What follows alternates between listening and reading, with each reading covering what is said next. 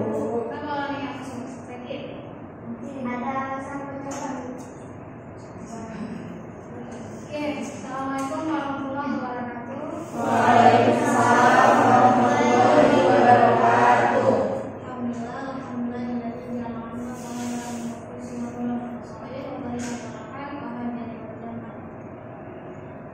Baik, sebelum kita masuk ke kuliah, kita doa dulu. Rabbi sholli sholli wa yassir li amri wa hlul 'uqdatam min lisani yafqahu qawli. Rabbi billahi rabba wa bihi sa'idina wa bi Muhammadin nabiyya wa rasulullah. Amin. Baik, apa kabar semuanya? Jadi ini semester baru berarti harus ada semangat baru. Gimana ini tanya semester lalu? Udah kuat? Banyak yang ulang? Kalau ada yang ulang berarti tujuan untuk wisudanya juga ditunda. Karena kan kita biasanya maunya cepatnya 4 tahun atau bahkan 3 tahun setengah. Karena ada kakak letting yang memang dia nggak sampai 4 tahun.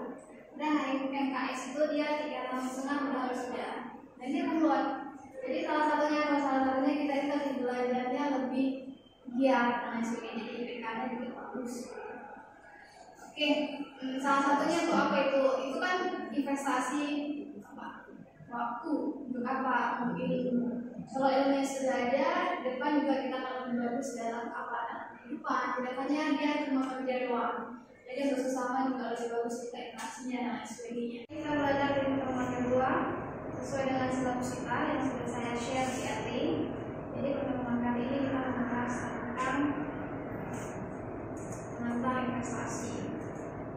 Jadi biar tak lupa saya buat di sini kuliah kita investasi dalam portfolio syariah. Kadang kalian bertanya itu apa yang antara lain investasi atau nanti saya buat di sini nama saya.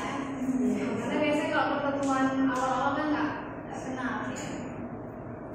Baik, sebelumnya teman-teman di sini kita juga harus tahu ada capaian-capaian pembelajaran yang harus kita di akhir. Kita jadi pertama di sini, jadi mahasiswa itu harus tahu investasi itu apa, kenapa investasi itu penting, dasarnya kenapa seseorang itu memutuskan untuk investasi apa, prosesnya seperti apa, kemudian hubungannya risiko dan returnnya seperti apa, kemudian yang terakhir adalah adanya ciri-ciri investasi ilegal. Jadi kalau investasi itu kan ada yang legal, ada yang ilegal. Oke, di sini mungkin ada yang tahu pengertian dari investasi?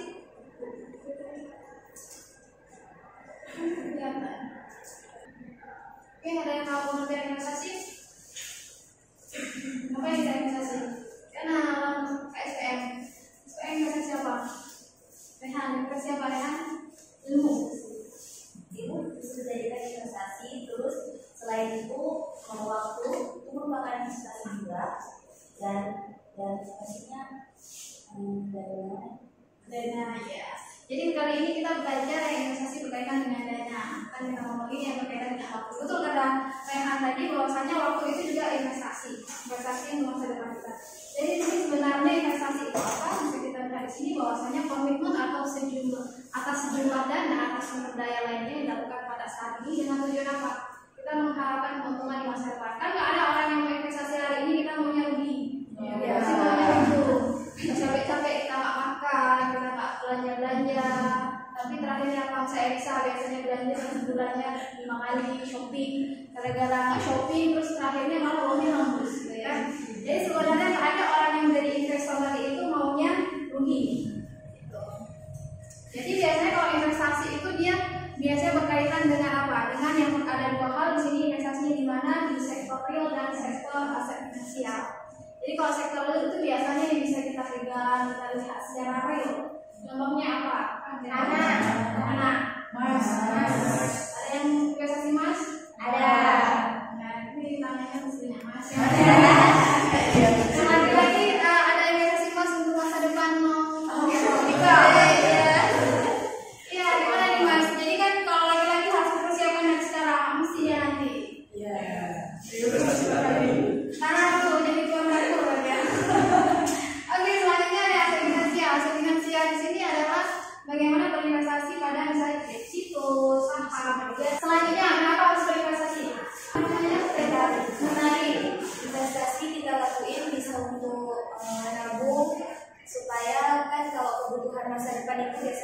banyak daripada kebutuhan sekarang. Jadi untuk mempersiapkan itu kita bisa investasi dari sekarang.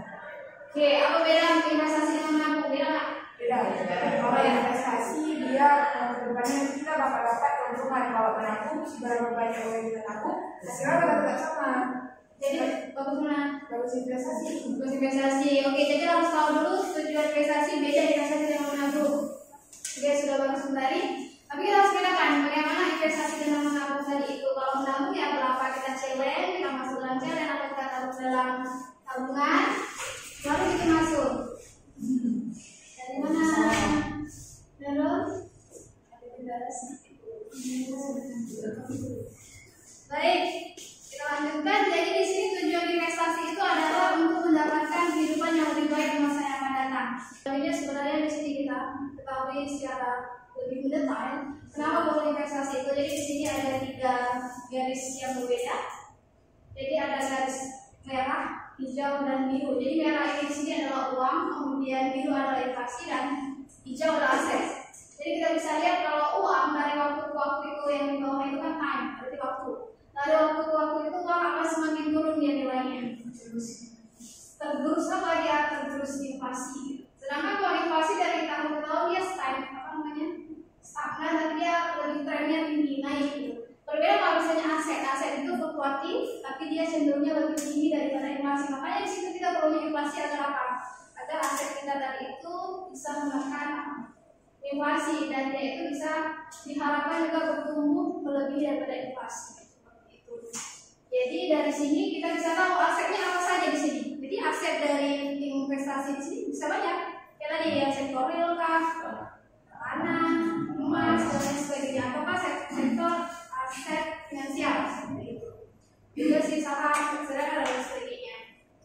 Baik, di sini dasar putusan investasi itu ada 2. Yang pertama adalah return, yang kedua adalah risiko. Siapa yang suka ambil risiko di sini? Ada. Jadi maunya yang aman-aman aja. Oke, jadi kalau misalnya kita investasi pasti di sini ada 2 hal. Kalau investasi itu nggak perlu dia untung aja. Jadi jangan mau orang-orang yang ngajak investasi pasti untung. Pasti ada risikonya. Nggak mesti dia untung. Walaupun misalnya orang memang sudah tajir, melintir dan lain sebagainya, berinvestasi pasti ada ruginya, ada risikonya. Jadi kalau di sini kita katakan bahwasanya return itu adalah alasan utama untuk berinvestasi seseorang. Jadi return di sini itu ada 2. Yang pertama ada actual return, yang kedua adalah expected return. Yang pertama apa di expected return? Ekspektasi ya. Jadi kita berekspektasi, kita menginginkan. Oh saya investasi karena berharap tanah tadi itu naik 20% per tahun misalnya. Tapi tanahnya itu rupanya nggak naik dalam 20% setahun. Makanya dikatakan actual return itu adalah return nyatanya. Kenyataannya kayak kita misalnya berharapnya dia suka olahraga kan harapannya seperti itu tidak berbeda dengan aktualnya seperti itu. Jadi begitu juga dengan investasi. Bagaimana risiko sendiri kita bisa kacau bahwasanya dia itu sebagai apa? Sebagai kemungkinan return aktualnya yang tidak sesuai dengan return yang diharapkan. Jadi seperti itu. Kalau misalnya investasi pada ada risiko dan ada returnnya.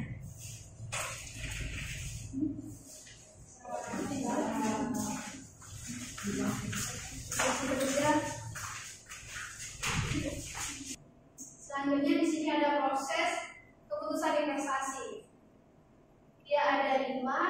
Yang pertama di sini kita harus tahu dulu menentukan tujuan investasi kita. Kenapa kita harus punya tujuan investasi? Agar apa saya? Untuk akses ketika investasi yang juga misalnya kalau kita investasi kan dia di situ ya. Kadang kita ada kebutuhan itu. Jadi harus ada tujuannya. Oke, selain itu, kenapa kita perlu ada tujuan investasi? Kenapa investasi harus ada tujuannya? Gimana? Jelas? Kalau misalnya kita ada tujuan untuk melakukan sesuatu, kita bakalan komitmen dalam berinvestasi. Jadi kita harus tentuin, misalnya kita mau nikah nih tahun berapa. Jadi kita harus investasi dari sekarang karena biayanya pasti akan banyak ke depannya gitu. Jadi harus komitmen dari sekarang untuk berinvestasi karena ada tujuan. Oke, gitu. Jadi kalau mau ada tujuannya, kita kita hampir butuh uang mencairkan, nggak tahu kita arah yang mana. Makanya di sini kita butuh tujuan investasi. Makanya di sini kalau seorang investor itu kan pasti tujuannya beda-beda. Ada yang ingin nikah dulu bisa dibilang, ada yang ingin beli mobil dulu, ada yang ingin kerja dulu dan sebagainya, kan beda-beda kan. Jadi juga itu akan berbeda dari tujuan investasi. Kemudian yang kedua sini ada penentuan kebijakan investasi. Jadi bagaimana kebijakannya itu, misalnya bagaimana dia mendistribusikan aset-asetnya itu berapa banyak, misalnya di saham berapa persen dari duitnya. Kan kita kalau bisa punya uang 2 juta itu kan bisa kita pakainya cuma 1.500.000, kan ada sisanya 500.000 itu kita taruh mana, reksadana, ke emas. Dan ketiga ada pembedaan strategi portofolio, apakah portofolio aktif, apakah portofolio pasif. Apa ada yang tahu portofolio itu apa? Apa portofolio? Apa? Surat menyurat. Sama siapa surat menyuratnya? Ya, jadi portofolio itu adalah kumpulan surat-surat berharga, kumpulan investasi kita. Boleh surat berharga, boleh emas, tanah dan sebagainya, itu hasil dari strategi portofolio kita. Jadi di sini kan ada yang aktif, ada yang pasif. Kalau yang aktif seperti apa? Kalau misalnya kita investasinya di saham, pasar modal, kita aktif jual beli, kita aktif jadi trader. Ada yang harian, ada yang mingguan, dan lain sebagainya. Jadi aktif. Tapi kalau yang pasif seperti apa? Kalau yang pasif itu kita beli aja. Nanti kita harapnya apa? Harapnya dividen, harapnya bayar apa, dikasih keuntungan, kasih dividen bulan berapa. Biasanya tergantung dari perusahaannya. Ada yang 2 kali 1 tahun, ada yang sekali, atau bahkan tidak sama sekali. Oke, kita harus tahu dulu apa yang kita pilih. Yang keempat adalah pilihan aset. Bagaimana kita memilih aset-aset masukkan ke portofolio kita. Jadi ya sebelum kita membeli, sebelum kita investasi, kita harus tahu aset yang kita beli itu apa. Kalau beli saham, perusahaannya bagus enggak? Kalau beli emas, emasnya lagi bagus enggak? Atau kalau beli tanah, tanahnya strategis enggak? Karena kalau kita jadi tuan tanah, takut tanahnya di ujung-ujung mana-mana, kan bisa. Walaupun kadang-kadang kita nggak tahu-tahu ada pemerintah jadi jalan tol, jalan tol Ramayana, tapi kita nggak tahu ada pemerintah kebijakan apa. Seperti itu. Kemudian terakhir ada pengukuran dan evaluasi kinerja portofolio. Kalau misalnya kita udah semua udah beli dan investasi, kita harus mengukur kinerja portofolio kita. Kenapa harus diukur? Kenapa harus dievaluasi? Kenapa kira-kira? Kalau kalian sudah belajar, kan ada ikan, ada nggak misalnya? Kenapa ya ini bisa segini ikannya? Kenapa nggak 4? Kemarin padahal 4. Ada nggak ide? Ada. Itu namanya evaluasi. Jadi kalau misalnya ikannya pertamanya 4, turun ke 3,5, kan kita sedih. Jauh ya kan? Jadi juga kalau misalnya portofolio kita, misalnya investasi kita pertamanya jauh merona, jadi terakhir apa? Merah. Sedih kita, jadi kita harus evaluasi. Setelah evaluasi kita harus tahu apa? Oh, di setelah ini harus lakukan apa? Lebih bagus lagi dan lain sebagainya. Jadi selanjutnya di sini kita juga harus tahu bagaimana sebelum berinvestasi itu profil risiko kita. Maksudnya seperti apa? Jadi kan kalau investasi itu ada risiko. Jadi kita harus tahu risiko diri kita itu risiko yang seperti apa. Ini ada 3. Yang pertama ada konservatif, yaitu menghindari risiko. Kayak tadi. Siapa yang suka di sini ambil risiko? Ada. Ini kita termasuk kepada risiko konservatif seperti itu. Kenapa dia konservatif? Ya biasanya investor pemula itu yang konservatif. Dia takut risiko, takut uang habis, terkuras uang investasinya dan sebagainya. Jadi contohnya apa tadi contohnya? Contohnya dia ke reksadana pasar uang, kemudian pasar pendapatan tetap, deposito dan susunan harga negara. Kenapa contohnya di situ? Karena itu aman, risikonya nanti. Kemudian kalau yang moderat itu dia mau lah ambil risiko, tapi ya nggak terlalu tinggi. Masih toleransi lah kalau misalnya terjadi penurunan investasinya. Contohnya misalnya kayak di reksadana campuran. Kenapa reksadana campuran itu termasuk ke profil risiko moderat? Karena kalau reksadana campuran, ya investasinya tadi itu campur, ya ada yang di saham, ada yang di SBN dan sebagainya. Dia nggak hanya di satu tempat, makanya ini juga moderat. Kemudian yang terakhir, ya ada juga di saham wajib. Jadi kalau kita beli saham yang kinerjanya bagus itu kita termasuk moderat. Oke, selanjutnya yang terakhir ada agresif. Agresif itu dia tidak takut mengambil risiko tinggi karena dia itu optimis akan berhasil dari investasinya. Contohnya kayak trader, orang scalper. Jadi mereka itu memang dia turun nanti dapat return lagi seperti itu. Jadi cocoknya di mana? Di saham, reksadana saham dan juga peer-to-peer. Peer-to-peer ada yang tahu? Iya, betul-betul. Ada yang tahu? Ya, Ya, seperti itu. Jadi bentuk landing itu adalah kita itu berinvestasi ke dalam sektor real, contohnya UMKM. Jadi saya mau punya UMKM, perlu dana, inilah minta ke mediatornya. Jadi platform, terus kita sebagai investor investasi ke platform untuk UMKM dulu. Kenapa kita di situ masuk ke agresif? Karena mungkin usaha di Garuda selalu jalan. Misalnya di tengah-tengah dia COVID kemarin tertutup, yang utamanya sangat berkembang jadi tutup. Baik, selanjutnya ini biar tahu profil risiko, silahkan teman-teman cek profil risikonya.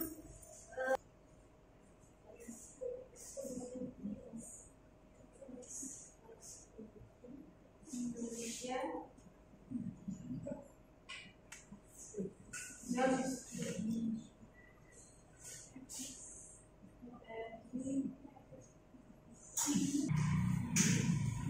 Nah, siapa yang mau masuk? Nah, mulai tes. Buat namanya, buat emailnya.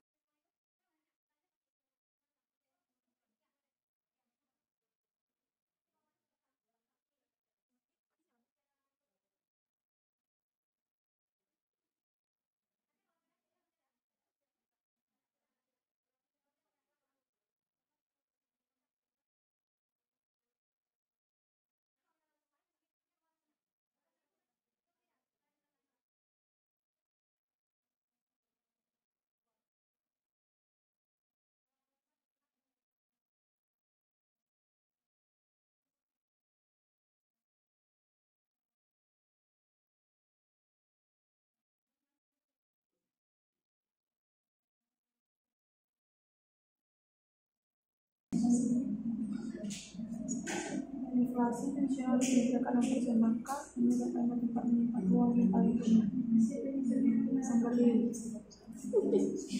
Udah selesai. Nanti ada hasilnya buka. Itu nanti ada hasilnya. Skornya, situasionalnya moderat, rumah moderat, soalnya karakternya moderat, berarti soalnya moderat. Udah bisa beli saham kunci. Dan itu bisa kunci kan saya. Selesai,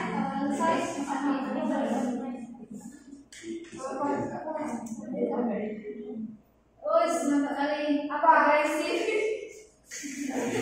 Ya agresif itu contohnya ditutupi dari buka usaha. Ya, jadi di situ sebenarnya bisa kita lihat juga ya kemana-mana aja lebih bagusnya, berapa persen kita investasikan di situ. Nah, siapa yang bisa semua? Siapa yang moderat? 1, 2, 3, moderat 4. Tidak apa? Belum. Moderat 4. Berarti yang agresif dia sendiri. Moderat. Ada lagi? Tidak agresif. Tidak agresif. Masya Allah.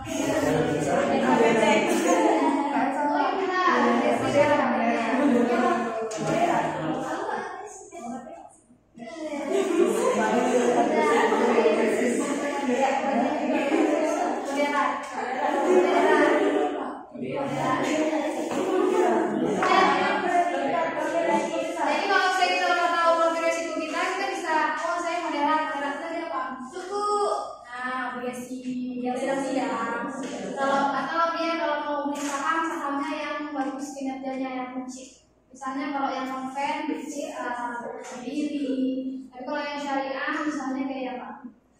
Komunikasi Telkom, XS, SAN, yang udah bagus lah gitu. Tapi atau Indofood yang sering makan mie, gitu lah ya. Wings yang betul-betul benci ya. Itu ya seperti itu. Oke, sampai sini ada pertanyaan? Ada? Mana yang nanya? Silakan. Siapa mau nanya? Dimas.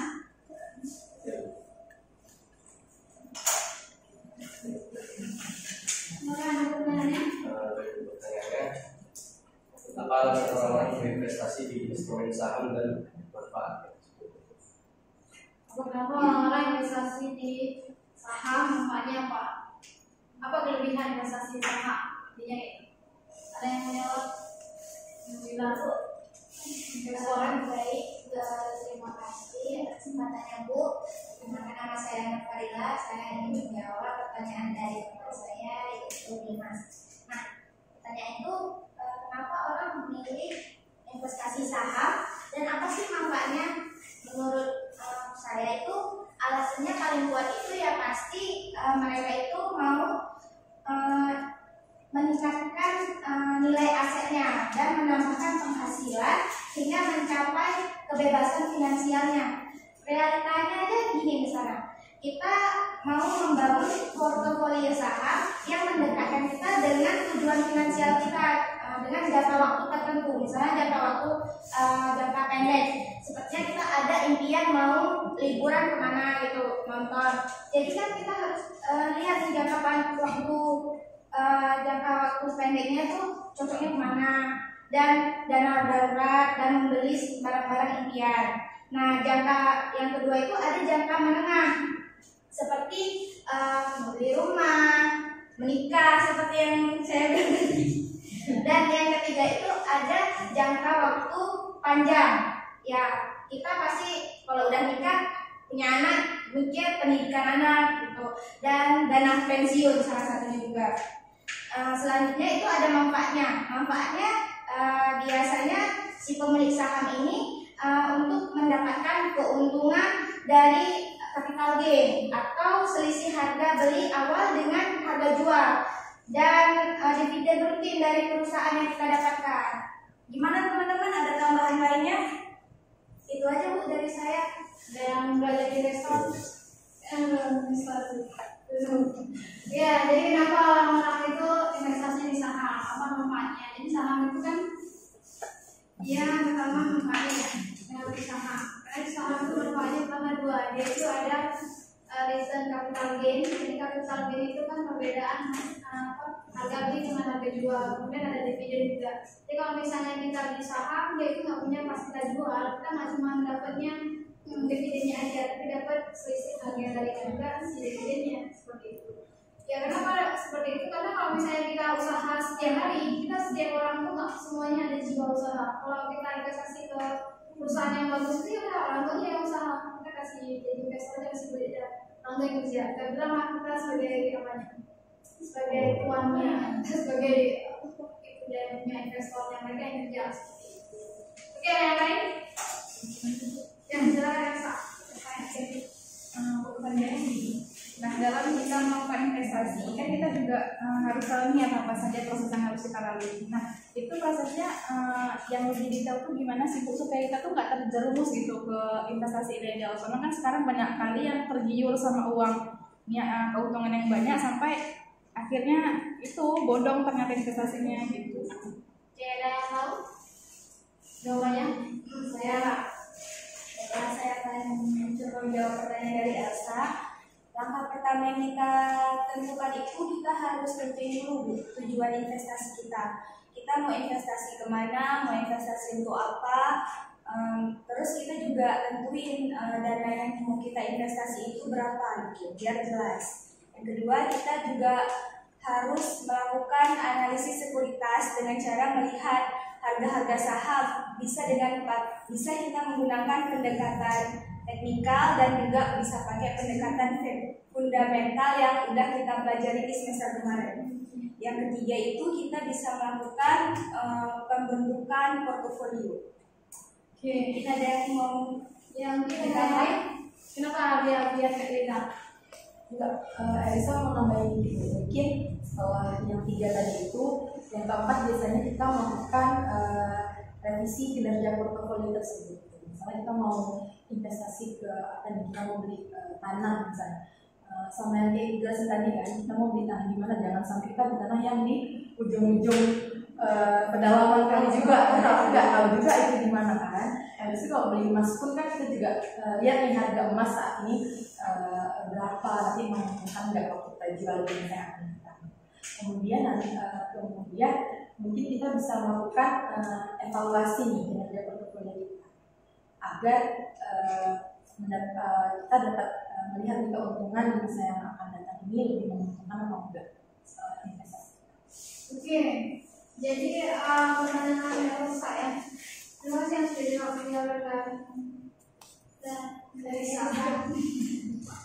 Oke, jadi kenapa orang-orang itu suka kalau sudah investasi di sini nanti banyak ini apa namanya returnnya banyak, balasannya banyak, diiming-imingkan lah kita bilang tuh keuntungannya tidak wajar. Jadi ada beberapa ini di sini ada beberapa ciri-ciri investasi ilegal. Kita bisa lihat di sini bahwasanya yang pertama dia itu returnnya itu memang nggak wajar.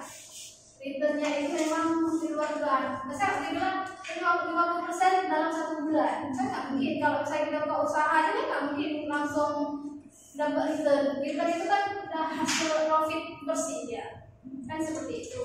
Makanya kalau misalnya ada teman-teman ada kayak di Aceh aja kan ada tuh yang memang butik yang memang dia itu buat investasi bodong seperti itu. Jadi orang-orang masyarakat kita kan sebenarnya maunya cepat, instan, seperti itu. Jadi ada beberapa, jadi contohnya juga dia legalitasnya nggak ada.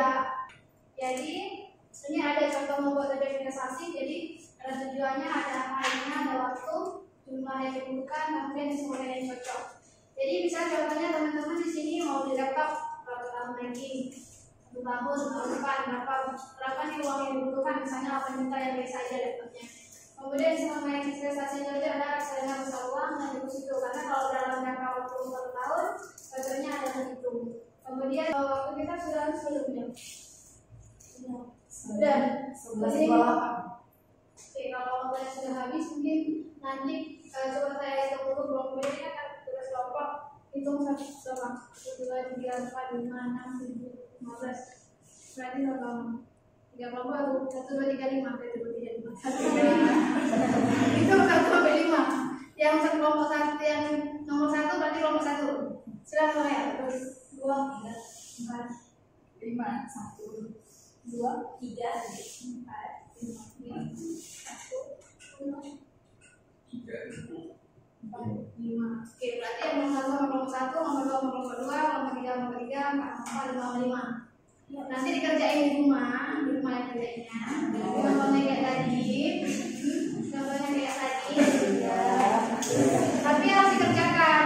Nanti kapan dia kumpulnya itu sebelum kita masuk diatin seperti biasa, disapit diatin. Nanti kalau ada kawan yang cuma numpang nama, WA saya. Terus saya numpang nama. Jadi saya tahu dia namanya paling belakang. Biasanya kalau nama paling ujung itu yang numpang nama.